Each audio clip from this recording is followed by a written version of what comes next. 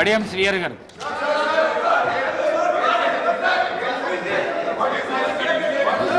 ఏమైంది? మాట్లాడండి. ఎందుకంత ఆవేశం? ఎందుకంత ఆవేశం? ఇస్తా మాట్లాడండి. పోండి. మీ సీట్లలో పోండి. మీ ప్రాక్టీస్ మంచిగా లేదు. చదువుకున్న వ్యక్తులు మీరు. అధ్యక్ష, మీ ప్రాక్టీస్ మంచిగా ఇస్తున్నా సమయం ఇచ్చినందుకు మీకు ఇస్తున్నాడు. మీకు ప్రత్యేకమైన ఇప్పుడు ఇస్తున్నాడు.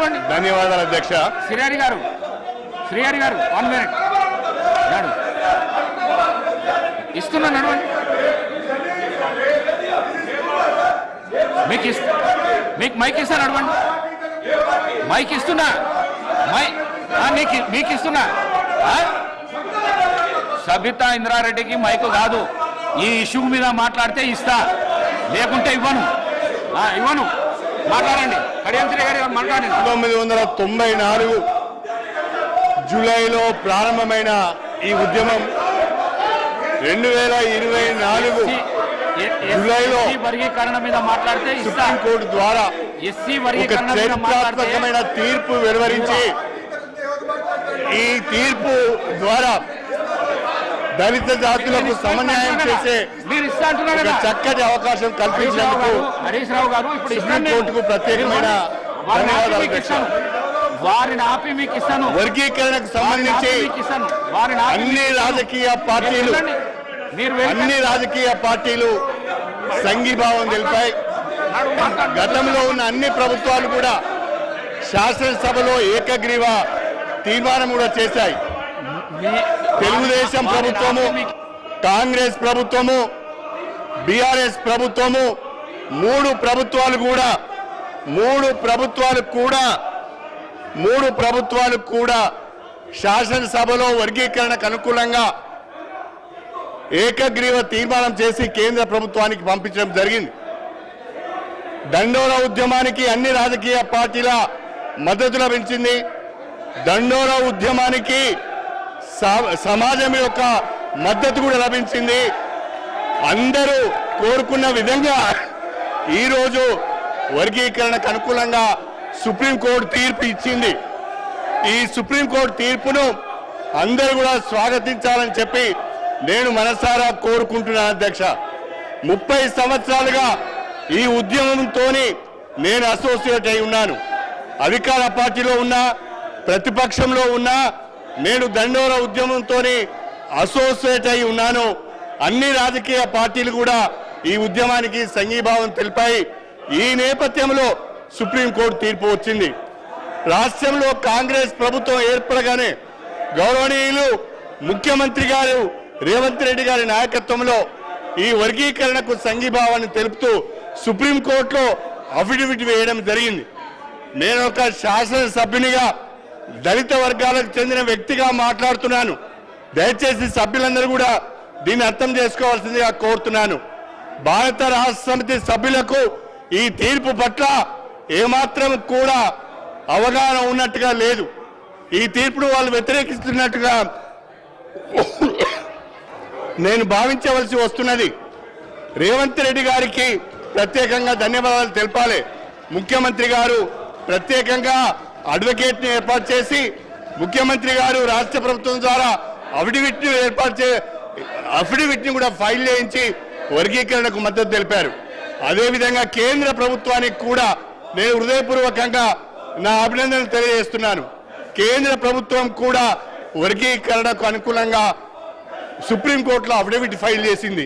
కేంద్ర రాష్ట్ర ప్రభుత్వాలకు వర్గీకరణకు అనుకూలంగా అఫిడవిట్లు ఫైల్ చేసినందుకు హృదయపూర్వకంగా దళిత జాతుల నుంచి నేను అభినందనలు తెలియజేస్తూ ఈ తీర్పును స్వాగతిస్తూ ఇవాళ ముఖ్యమంత్రి గారు ఏదైతే ప్రకటన చేశారో ఇప్పుడు ఇచ్చిన నోటిఫికేషన్లో రాబోయే నోటిఫికేషన్లో కూడా ఈ యొక్క వర్గీకరణకు సంబంధించిన తీర్పును అమలు చేస్తామని అవసరమైతే ఆర్డినెన్స్ కూడా తీసుకొస్తామని చెప్పినందుకు ప్రత్యేకంగా ముఖ్యమంత్రి శ్రీ రేవంత్ రెడ్డి గారికి ఈ జాతుల పక్షాన ధన్యవాదాలు తెలుపుకుంటూ సుప్రీంకోర్టు తీర్పును స్వాగతిస్తూ ఈ అవకాశం మీరు నాకు ఇచ్చినందుకు ధన్యవాదాలు తెలుపుకుంటూ సెలవు తీసుకుంటున్నాను.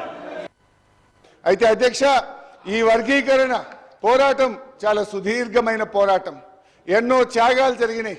ఎంతో మంది వర్గీకరణ కోసం గతంలో ప్రాణాలు అర్పించిన సంగతి కూడా మనకు తెలుసు. ఇదే గాంధీ భవన్ దగ్గర పెట్రోల్ పోసుకొని ఆ రోజు కొంతమంది మాదిగలు ఆత్మాహుతికి పాల్పడితే అప్పటి ప్రభుత్వం కనీసం వాళ్ళని పట్టించుకున్న పాపాన కూడా పోలేదు. కానీ ఆ మాదిగలకు కేసీఆర్ గారు మా ప్రభుత్వం వచ్చిన వెంటనే వారందరికీ ఎక్స్గ్రేషియా ఇచ్చి ఆ కుటుంబాలను ఆదుకున్న పార్టీ బీఆర్ఎస్ పార్టీ, మా నాయకుడు కేసీఆర్ గారు అధ్యక్ష. ఆ రోజు కాంగ్రెస్ పార్టీ ద్రోహం చేసిందని, కాంగ్రెస్ పార్టీ వర్గీకరణ చేయడం లేదని మందకృష్ణ మాదిగ గారి నేతృత్వంలో గాంధీ భవన్ దగ్గర ఆ రోజు పెద్ద ఎత్తున మాదిగలు గాంధీ భవన్ ముట్టడికి వచ్చి పోరాటం చేసిన విషయాన్ని కూడా గుర్తు తెచ్చుకోవాలి. ఆ రోజు అమరులైన కుటుంబాలను కేసీఆర్ గారి ప్రభుత్వం ఆ కుటుంబాలను ఆదుకున్న తప్ప గతంలో ఉన్న కాంగ్రెస్ ప్రభుత్వం ఆ పాపం అమరులైనటువంటి మాదిగ నేతలను పట్టించుకోకుండా వారికి అన్యాయం చేసినటువంటి పార్టీ కాంగ్రెస్ పార్టీ. బట్ ఏది ఏమైనా ఈ సందర్భం చాలా సంతోషమైనటువంటి సందర్భం. దశాబ్దాల కళ నెరవేరినటువంటి రోజు. అందువల్ల ఈరోజు మా బీఆర్ఎస్ పార్టీ తరఫున సుప్రీంకోర్టు తీర్మానాన్ని మనస్ఫూర్తిగా స్వాగతిస్తా ఉన్నాం. ప్రభుత్వం ప్రవేశపెట్టిన స్కిల్ యూనివర్సిటీకి కూడా మా బీఆర్ఎస్ పార్టీ తరఫున సంపూర్ణమైన మద్దతును తెలియజేస్తా ఉన్నాం. అయితే అధ్యక్ష, నిన్న గాని ఈ రోజు గాని సభ జరిగిన తీరు మా హృదయాలను ఎంతో గాయపరిచింది. మా మహిళల్ని శాసనసభ్యులు లక్ష్మణ్ కుమార్ అట్లూరి లక్ష్మణ్ కుమార్ అధ్యక్ష అధ్యక్ష అధ్యక్ష ధన్యవాదాలు అధ్యక్ష. అధ్యక్ష వర్గీకరణ గురించి మాట్లాడండి.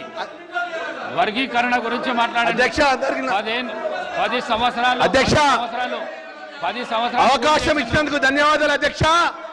50 సంవత్సరాలకెళ్ళి తెలంగాణ మాదిగల యొక్క పోరాటం మేరకు ఈరోజు అత్యంత న్యాయస్థానం, భారతదేశంలోని అత్యంత న్యాయస్థానం గౌరవ సుప్రీంకోర్టు మొన్న కొత్తగా ఏర్పడ్డటువంటి గౌరవ ముఖ్యమంత్రి గారు రేవంత్ రెడ్డి గారి నేతృత్వం లోపల ఏదైతే సుప్రీంకోర్టులో తెలంగాణ రాష్ట్ర ప్రభుత్వం ద్వారా వాదనలు నిలిపేయాలంటే మా మాదిగలకు సంబంధించిన గౌరవ శాసనసభ్యులు పెద్దలు దామోదర్ రాజా నేతృత్వం లోపల మీరు ఢిల్లీకి పోవాలి. ఢిల్లీకి పోయి తెలంగాణ ప్రాంతం ఉన్నటువంటి మన బాధ్యుల యొక్క వాదన వినిపించాలని చెప్పేసి ముఖ్యమంత్రి గారు ఆదేశించిన వెంటనే దామోదర్ రాజా నరసింహ గారి నేతృత్వం లోపల మేము ఉన్నటువంటి గౌరవ మాదిగ శాసనసభ్యులందరం కూడా కలిసి ఢిల్లీకి పోయినాం. ఇక్కడ ఉన్న అడ్వకేట్ జనరల్ సుదర్శన్ రెడ్డి గారితో సుమారు 3 గంటలు మేమందరం గౌరవ శాసనసభ్యులందరం మాట్లాడడం జరిగింది. ఏ విధంగా ఈ భారతదేశంలో ఉన్నటువంటి అత్యంతమైనటువంటి సీనియర్ కౌన్సిల్ను ఏ విధంగా ఎంగేజ్ చేయాలి, దానికి సంబంధించినటువంటి ఎంత డబ్బైనా కూడా రాష్ట్ర ప్రభుత్వాన్ని భరిస్తుందని చెప్పినటువంటి గౌరవ రాష్ట్ర ముఖ్యమంత్రి రేవంత్ రెడ్డి గారికి మాదిగల పక్షాన మనస్ఫూర్తిగా వారికి ధన్యవాదాలు, శుభాకాంక్షలు తెలియజేస్తున్నాం.